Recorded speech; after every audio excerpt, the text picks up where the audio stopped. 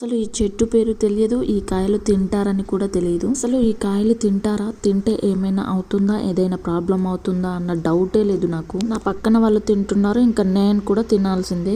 గుడ్డి ఎద్దు చేన్లో పడ్డట్టు పడడమే అనమాట. వాళ్ళు తింటున్నారు, నేను తింటున్నాను. నేను చిన్నప్పుడు చూసాను పత్తి కాయల చెట్టు అని పెద్దగా ఉండేది, ఇలాగే ఉండేవి పత్తి కాయలు. కానీ ఆ కాయలకి గింజలు లేవు, పత్తి అయితే వచ్చేది. వీటికి మాత్రం సీడ్స్ మాత్రమే ఉండిపోయినాయి అనమాట. ఎండిన తర్వాత తింటారంట.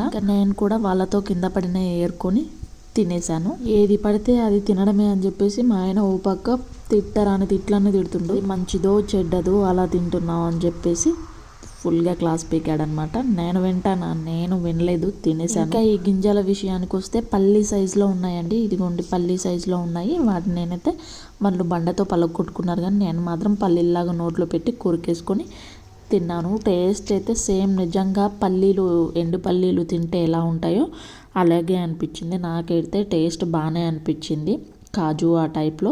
అండ్ మీరు ఎప్పుడైనా తిన్నారా, తింటే అసలు ఇది దేనికి యూజ్ అవుతుందో నాకు కామెంట్ చేయండి ఫ్రెండ్స్. వీడియో నచ్చితే లైక్ చేయండి. Bye bye.